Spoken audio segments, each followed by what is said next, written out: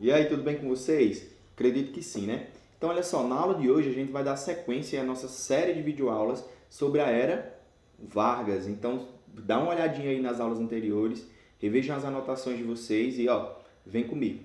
Então, olha só, nas últimas aulas nós tínhamos visto que o fim da Primeira República, né, o início ali da era Vargas com a Revolução de 30, a Revolução Constitucionalista de 32, né, que tinha sido aí por conta da insatisfação dos paulistas, até a Constituição de 34. Né? Então, como é que estava o cenário do Brasil aí nesse período, né, a partir de 34? O café ele tinha perdido aquele posto de número 1 na economia brasileira, né, por conta da crise lá que afetou o mundo todo, né, partindo lá dos Estados Unidos em 29. E no cenário nacional, né, Vargas passava a investir mais na indústria, né, na indústria nacional. Aí vai haver a criação de várias indústrias de extrema importância, né, como a Companhia Siderúrgica, né, Nacional, enfim, entre outras. Então, o que é que vai acontecer? Apesar de investir na indústria, o café ainda recebia uma atenção do governo federal, né, como, por exemplo, na compra de sacas. Né, o governo brasileiro, no período, chegou a comprar aí quase 80 milhões de sacas de café, né, o que seria responsável aí pelo consumo de café no mundo por quase 3 anos. Quero café! Quero café! Quero café!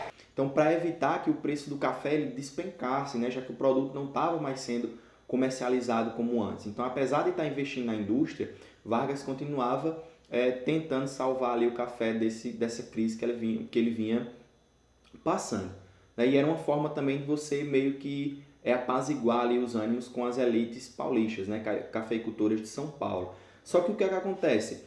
Mesmo com as mudanças, né, que provenientes aí da Constituição de 34, ainda tinha vários grupos, aí, várias camadas, né, da sociedade brasileira que estavam insatisfeitas com essas mudanças, né? Ainda acharam que essas mudanças não tinham sido suficientes. Tá? E esses grupos eles vão se organizar na que vai ficar chamada ali de Aliança Nacional Libertadora, né, que vai surgir lá em março de 1935, e esses grupos vão organizar em uma série de passeatas, né, de comícios, tá? Eles vão inovar na forma de protesto, tá? Vão divulgar aí, informações e críticas através de periódicos e jornais, né, produzidos por eles mesmos aí, e era uma forma de contestar, né, todo aquele autoritarismo, né, que era imposto pelo governo getulista, certo? Então, esses membros da Aliança Nacional Libertadora, né, faziam parte aí vários grupos sociais, né, principalmente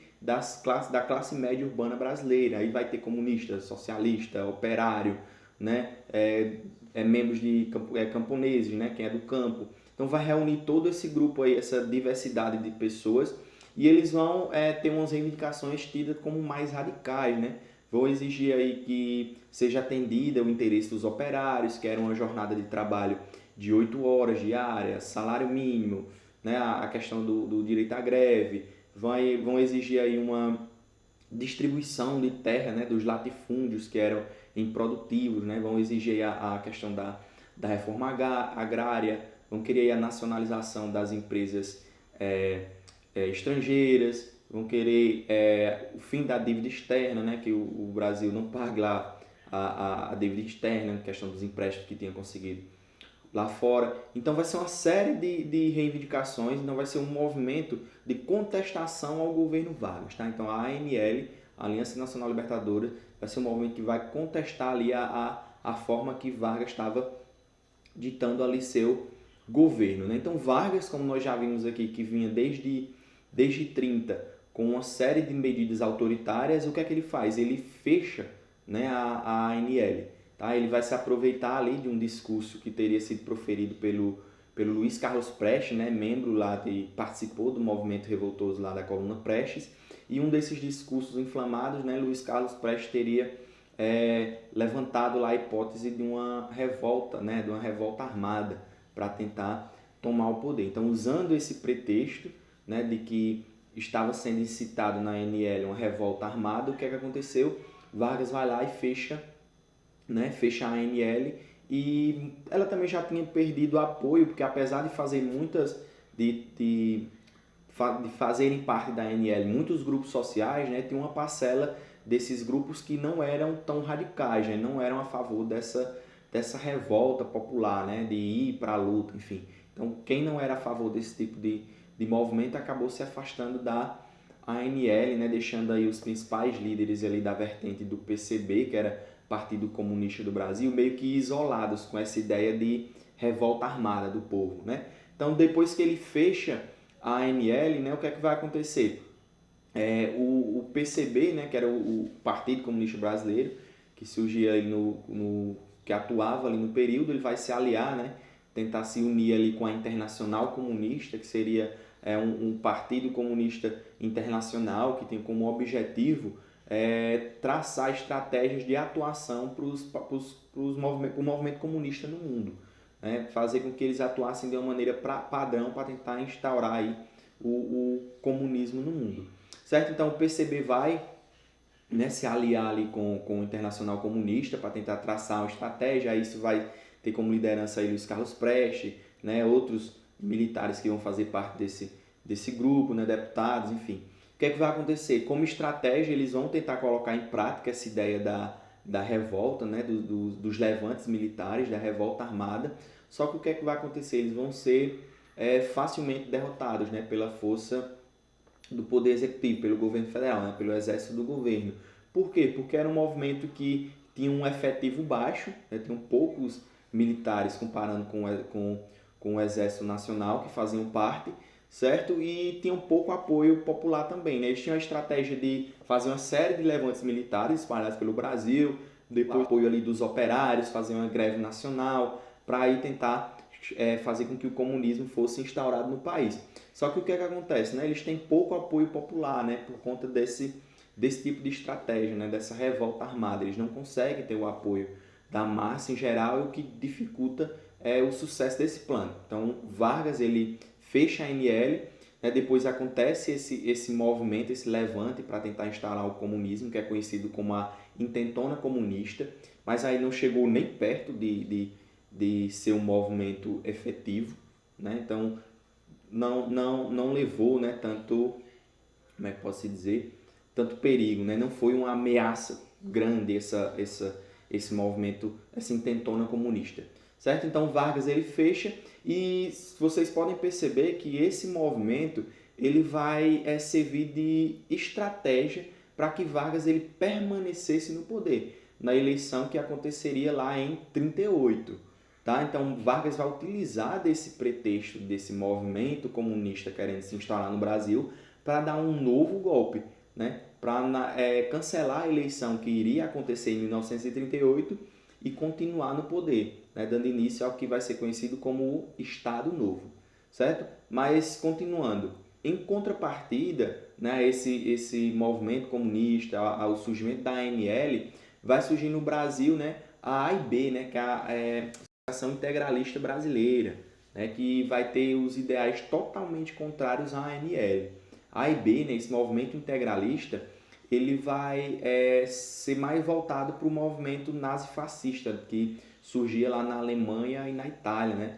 Eles vão pregar aí o nacionalismo, o anticomunismo, né?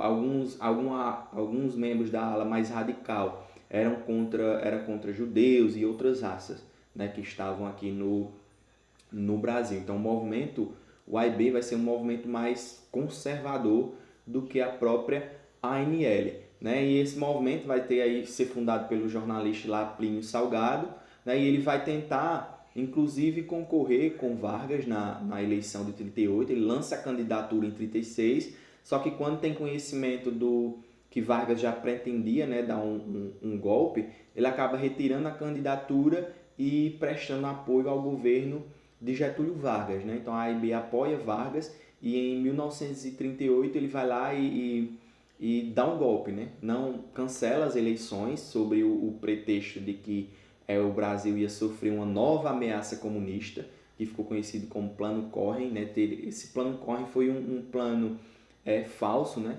Divulgaram um documento que seria um suposto plano de comunistas para tentar instaurar o comunismo no Brasil, né? Um documento lançado pré-eleição, e Vargas se aproveitou desse documento, né, que para poder dar um golpe, né? Instaurar um golpe, alegar que as eleições não iriam acontecer, que o Brasil estava prestes a sofrer um novo atentado aí de tomada de poder por parte dos comunistas que aqui viviam. E o que é que aconteceu? Ele vai lá e não tem eleição e permanece no poder, no que ficou conhecido como o Estado Novo, né? Esse período, tá, do Estado Novo, né, dessa nova ditadura aí de Getúlio Vargas, ele vai intensificar ainda mais essa centralização do poder, né? Vai fechar o Congresso, tá, logo após o início desse seu novo governo, vai tornar ilegais os partidos políticos, né? Ele vai tentar aí acabar com a oposição que ainda restava no Brasil, né? Vai criar uma nova Constituição, tá? Vai dentro dessa nova Constituição, ele vai adotar uma prática, né, populista, né? Vai surgir aí se intensificar a ideia de populismo. O que seria isso? Ele vai adotar aí uma série de medidas para poder agradar as camadas mais pobres, né, da população, certo? Então, tanto que ele vai ser conhecido como o pai dos pobres e a mãe dos ricos, né, que ele vai tentar agradar aí os dois lados, para dessa forma ele tentar conter os ânimos dos setores, das camadas sociais e se manter no poder, certo? Uma dessas práticas populistas, né, foi a consolidação da CLT, né, das leis trabalhistas. Ao mesmo tempo que ele consolidava as leis trabalhistas, né, garantia aí uma jornada de 48 horas, salário mínimo, 13º, férias remuneradas, ele oficializava os sindicatos. Então o sindicato agora só podia ter o sindicato oficial e o trabalhador tinha a contribuição obrigatória. Com isso, o que é que ele fazia? Ele acabava enfraquecendo outros sindicatos, né, que não eram subordinados ao governo, e muitos desses sindicatos desses sindicatos oficiais vão ser conhecidos como sindicatos pelegos, né, vão ser sindicatos que têm aliança com o governo, onde os líderes eles têm acordo com o governo, e isso servia para manter essa camada de trabalhadores controlada, né? Então a prática populista de Getúlio Vargas consistia nisso, né, em aprovar medidas em benefício da camada mais pobre, mas ao mesmo tempo ter essa camada, né, o controle dessa camada em suas mãos, certo? Outra coisa importante que ele vai ser aprovada, que ele vai fazer aí durante o período do Estado Novo, vai ser a criação do DIP, né, DIP, que é o Departamento de Imprensa e Propaganda, né, que vai ter o objetivo aí de censurar, né, vai ter a censura e perseguição aos opositores do regime. Tá? Então vai fiscalizar as músicas, né, as obras teatrais que eram produzidas, né, para ver se não tinha nenhum tipo de crítica social ou algo que desagradasse os ideais do governo, né? Vai também ter a criação de programas de rádio, né, que era muito utilizado no período, como a Hora do Brasil, né, que era um programa que tinha como função falar bem do governo, né? Então esse período vai ser um período onde vai se investir bastante, né, na questão da mídia, em propaganda, né, para poder falar bem do governo e convencer as pessoas de que o que estava acontecendo era algo benéfico para o país, certo? Então, ó, pessoal, dessa parte do conteúdo, né, é só isso. Espero que vocês tenham entendido.